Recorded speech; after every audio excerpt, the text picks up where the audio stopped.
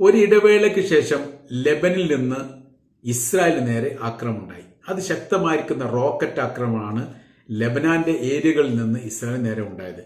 കഴിഞ്ഞ പ്രാവശ്യത്തിൽ നിന്ന് വ്യത്യസ്തമായ രീതിയിൽ, അല്ലെങ്കിൽ സാധാരണഗതിയിൽ ലെബനാൻ ഇസ്രായേലിനെ ആക്രമിക്കുന്ന സമയത്തുണ്ടാകുന്ന അവരുടെ ശൈലിക്ക് വലിയ രീതിയിൽ മാറ്റങ്ങൾ വന്നിരിക്കുന്നു എന്നുള്ളതും, സാധാരണഗതിയിൽ സൈനിക കേന്ദ്രങ്ങളെ ലക്ഷ്യം വെച്ചോ മൊസാദ് കേന്ദ്രത്തെയോ എയർപോർട്ടുകളെ ലക്ഷ്യം വെച്ചുകൊണ്ടാണ് ലെബനാൻ ആക്രമിക്കപ്പെടാറുള്ളത്. ഇപ്പോൾ അവരുടെ രീതികൾക്ക് മാറ്റം വരുത്തി ജനകീയമായിരിക്കുന്ന ആളുകൾ തിങ്ങിക്കൂടുന്ന മേഖല കേന്ദ്രീകരിച്ചുകൊണ്ടുള്ള ആക്രമണം എന്ന് വെച്ചാൽ ഇസ്രായേലും അമേരിക്കയും എങ്ങനെയാണോ ഒരു രാജ്യത്തെ ആക്രമിക്കുന്നത് അതിന് തുല്യമായ രീതിയിലുള്ള പ്രവർത്തനമാണ് ലെബനാന്റെ ഭാഗത്തുണ്ടായത്. ഇത് ഇസ്രായേലിനെ സംബന്ധിച്ചിടത്തോളം ഞെട്ടിപ്പിച്ചിരുന്ന കാര്യമാണ്. കാര്യം എന്ന് പറയുന്നത്, ജനനിബിഡമായിരിക്കുന്ന പ്രദേശത്തിലേക്ക് മിസൈൽ പായിച്ചാൽ എന്തായിരുന്നാലും വലിയ രീതിയിലുള്ള മരണങ്ങളും നാശങ്ങളും നഷ്ടങ്ങളും ഉണ്ടാകുന്ന ഉറപ്പാണ്.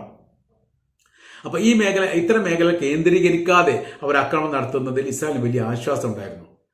നിരപരാധികളെ കൊല്ലുന്നതിനോട് യോജിപ്പില്ലാത്തത് കൊണ്ടാണ് ഇത്തരം ജനകീയപരമായിരിക്കുന്ന ആക്രമണം തങ്ങൾ നടത്താത്തത് എന്നുള്ള ഒരു വിശദീകരണം ഇതിന് മുമ്പ് തന്നെ ലെബനാൻ പറഞ്ഞതാണ്. ഇന്ന് രീതിക്ക് മാറി തങ്ങളുടെ അതേ നിലപാട് തുടരുകയാണെങ്കിൽ വീണ്ടും തങ്ങളുടെ രാജ്യത്തുള്ള നിരപരാധികൾ കൊല്ലപ്പെടും എന്നതിനാൽ തങ്ങൾ ഇനി ലക്ഷ്യം മാറ്റിക്കൊണ്ടാണ് ആക്രമണം നടത്തുക എന്നുകൂടി അവർ പറഞ്ഞിരിക്കുകയാണ്.